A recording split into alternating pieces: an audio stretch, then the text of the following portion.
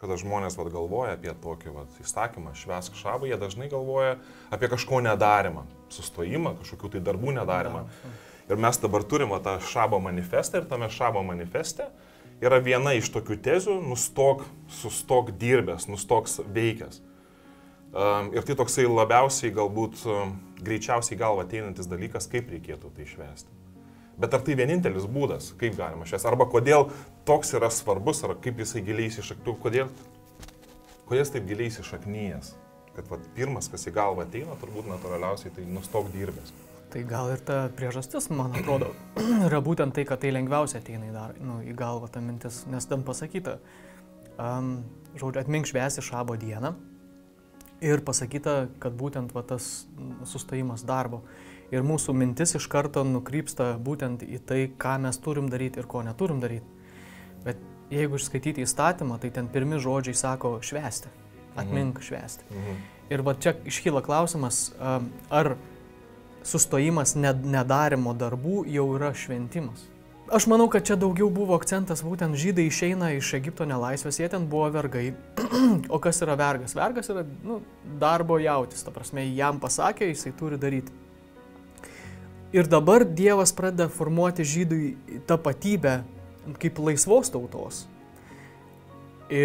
O tos vergovės metai jau padarė jų įtaką savo mąstymę ir jiems reikia mygtuko išjungimo, darbo. Bet kai Dievas sukuria šabą pačioje pradžioje, kai sukuria pasaulį per 7 dienas ir 7 yra tokia, tai ten ta šabo prasmė yra ne mygtukas sustoti dirbti, nes darbas tas sunkus, prakaitų uždirbama duona yra po nuodėmės, tik tais prasideda. Bet tu paminėjai tapatybės klausimą, aš galvoju, gal čia svarbu ir pakalbėti tas tapatybės klausimas, kaip artimai susijęs su darbu, su mūsų veikla. Ar čia Dievas specialiai bando kažkaip tai nutraukti, kažkaip tai kažko išmokyti, būtent sakydamas vieną dieną skir kažkam kitam? Klausimas, kas tu esi? Ar tu esi darbas, nuo ko tu priklausai? Kokios tavo sąsajos? Jeigu šiaip žiūrėtum, aš vis tiek galvoju, kad jeigu mes norim atsakyti tą klausimą, tapatybės klausimą, mums reikėtų žiūrėti ne į Sinajaus kalną įstatymą, o šabo idėją pačioje pradžioje. Tai kokia ta idėja? Kaip ten, ką tu ten randi, kaip tu matai tą idėją? Gerai, kaip Dievui reikėjo ilsėtis, sukūrus pasaulį? Iš esmės, gerai, jeigu skaičiau reikėjo, tai koks ten Dievas, toks nuvargęs jau labai buvo. Galbūt dabar su evoliucijos teorija, kada žmonės sako, kad Dievas naudoja evoliucijos teoriją, lyg ir bando palengvinti Dievui kūrimą, visą tą procesą. Bet jeigu Dievas pagal Bibliją ištarė žodį ir viską sukūrė, tai manau, pavargo. Manau, kad tai nebuvo nuovargis. Tai žydai tikėjo, kad tokiu būdu įsteigdama šabo tokia kaip ir dieną, Dievas pastato šventyklą. Jis ją pastato ne erdvėje, ne kažkokioj tai geografiniai platumoje, bet laike. O tai yra laiko koncepcija yra nepavaldi žmogui visiškai. Tokiu būdu jis tiesiog pasako, pasaulis yra mano. Aš jį sukūriau ir antspaudas yra įdėtas ten, kur jūs pasiekti negalit. Jo, kalendorius jūs galite pasistumdyti, tą galite padaryti. Pastatus sugriauti, karas, konfliktas arba šiaip laikas ir erozijos, o laiko tu nepajudini. Tai ne žmogaus valios kontrolė. Tai kam ta šventykla reikalinga? Aš manau, čia yra ryšys tarp kūrinijos ir paties Dievo kaip asmenybės. Tai ta diena, kada mes tiesiog prisimenam tą dieną, tai atidedam visus savo darbus, viską į šalį. Ir ateini į šventyklą. Į šventyklą. Ir tai tapatybės esmė, kad tu esi kūrinys, tu esi Dievo kūrinys. Kaip Dievas sukūrė šitą dieną, jis ją palaimino, o tu toliau pratęsi tą mintį švęsdamas. Supranti? Ir tokiu būdu tu tiesiog esi visos tos kūrinijos harmoningos proceso to dalis. Tai jeigu imant tą savotišką, man patinka ta idėja, kad tai yra kaip šventykla, kuri arba šventa vieta, šventas laikas, kuris pats pas tave ateina. Bet kaip tas darbas su vat, ta šventykla susijęs, jeigu ta tokia vienas iš principų vat, šabo įsileidimo į savo gyvenimą yra nustoti kažką veikus. Kaip tai susiję? Ja, taip, bet pačiose kai žydai pradėjo švęsti šabo dieną ir kai atsirado, pradėjo galvoti, kasgi ten su tuo darbu, žinai, ko negalima daryti. Tai jų supratimas buvo toks, kad šabo dieną negalima dirbti tų darbų, kuriuos jie darydavo statydami šventyklą. Tokiu būdu jie savotiškai pasako, kad gerai, mes nestatom šventyklos šiuo atveju Dievui, jin jau stovi. Viskas. Bet dabar kas darosi visuomenė, čia jau galbūt filosofuojant šiek tiek, žmonės bando savo tuo darbu ir kažkokiu tai būdu įprasminti savo buvimą, pastatyti aukštą pastatą, kuris stovėtų net ir po jo mirties, dar kažką pastatyti savotiškai, tai kaip visą laiką iššūkis, kad aš galiu, aš esu žmogus, aš galiu. Ir viską, ką tu gali, tai tu gali tiesiog statyti, dirbti, arti ir nebėra laiko to Dievo užmanimui, žinai, kad tu mėgautumeisi to pasaulio, kuris buvo sukurtas. Tai pavyzdžiui, dabar šiandieninis žmogus, kuris tų šventyklų, mes jau taip nutolę nuo to žydų tradicijos, šventyklų statymas, visa kita, 21, pradeda 29 amžius. 21. Dar antras ateina. Tarkim, 21 amžiui šabas, kaip mes jį galim, nesakau, mes jau nutolę nuo tų šventyklų, tos idėjos kaip šventyklų, tų darbų neskirstome taip ir tai kaip jinai gali, tas šabo manifestas, šabo šventimas, jeigu kalbant apie pirmą sustojimą nuo darbų, kaip jis turėtų atrodyti?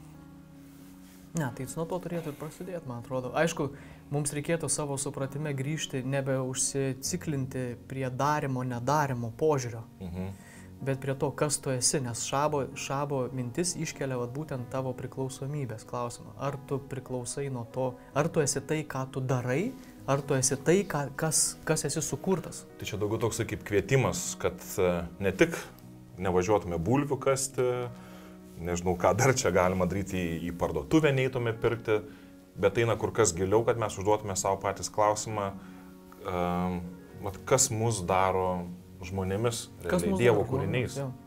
Bet tai, pavyzdžiui, aš kada pasižiūriu visuomenę, tai labai daug kur.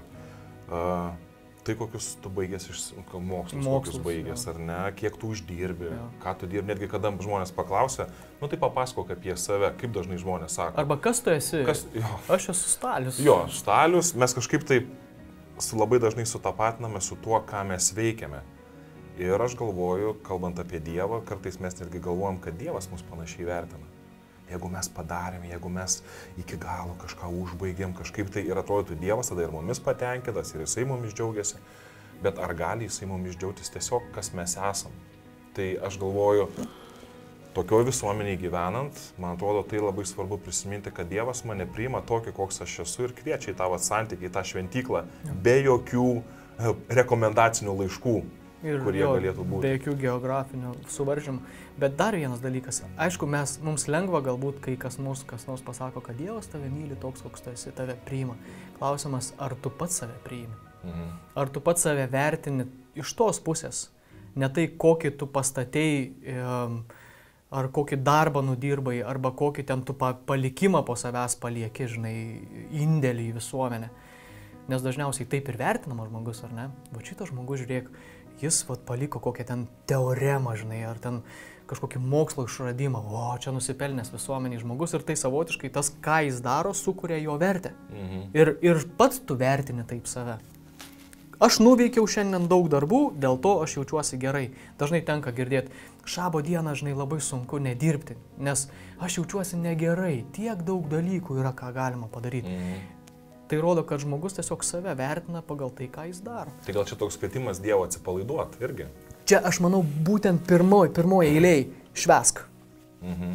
Dievas kviečia ne darimui ar nedarimui, o šventimui, kad tu švęstum. Atidėk visus darbus, kad galėtum švęsti. Tai yra pagrindinė idėja, nes, kad tu pasimėgautum, kaip kažkoks rabinas vienas teko skaityti vieną mintį, sako, žmogaus dvasia negali švęsti be kūno. Dėl tos priežasties kūnas turi gauti tą pasitenkinimą. Tu valgyk, žinai, linksmink, būk linksmas. Ir tokiu būdu tavo kūnas dalyvauja tame šventime, kuriame dvasia lyg. Man tai ką tu pasakytum žmogui, kuris sakytų, man darbas yra poilsis, malonumas. Ja. Tai yra, va tai apie ką mes kalbam. Tai jis tada sakytų, šabo šventimas. Ir jeigu mes sakom, atidėk darbus į šalį, darbas susijęs su tavo tapatybė, jeigu žmogus sakytų, man tiesiog patinka, aš pailsiu dirbdamas, arba man patinka dirbti, tiesiog daryti, ir man tai yra pasitenkinimas, ką tu pasakytum. Dažnai žmonės taip ir sako, tai yra iš to, kad žmogus, man atrodo, mano nuomonė, kad žmogus save vertina tai, ką jis daro, pagal tai, ką jis padarė, ne tai, kas jis yra. Tai kaip ir vergas. Gerai, aš nenoriu pasakyti, kad tie žmonės yra vergai arba tolygu, bet tiesiog dabar kaip pavyzdį Izraelio tautos. Jie ten porą šimtmečių gerų ar nebuvo nelaisvė Egipto. Kiek kartų jie užaugo ant to molio minkimo, šiaudų, žinai, plytų darimo ir viso kito. Kad kai kam jau galbūt ir atsirado, žinai, tas įdirbis, ta pasaulėžiūra, žinai, gyvenimas yra plytos. Prasmė visai yra plytose ir jo interesas galbūt patobulinti plytų mišinio receptą, žinai, kad jis neskiltų saulėje, nes, aišku, technologijos taip ir vystosi, procesai taip ir vystosi, kai kažkas kažką daro, jam tai patinka ir jisai galvoja, kaip tai patobulinti. Ir jis tame įsitraukia visas, jį ten susiurbė šitas sritis. Bet tai yra žmogaus gyvenime, tai yra žiauriai siaurutės sritis. Faktiškai tas nustok dirbęs, tai yra kvietimas kaip ir, aišku, save pagilinti kaip asmenybę, praplėsti save, bet ir įsileisti to pačiu ir kitą realybę savotiškai. Vat būtent tas kita realybė. Iš vis kito matmens, žinai, jeigu jau kalbėt, nežinau, fizikiniais, nežinai, kaip išmatavimai, tai laikas yra atskiras matmuo. Tai laikas Dievas pastatė šventyklą laike ir jisai kviečia tave būtent ateimui pas save. Ten yra jo erdvė. Ten žmogus joks net ir norėdamas pajudinti nieko negali. Nei atstumti, nei pakelt, nei nieko. Tu tiesiog ateini pas Dievą ir ten Dievas yra šeimininkas. Bet jis tave kviečia tam susitikimui, žinai, tame laike. Ir tokiu būdu tu atrandi save didesnį, su daugiau prasmių, žinai, su daugiau kažkokių gyvenimo spalvų tiesiog įsineša į gyvenimą.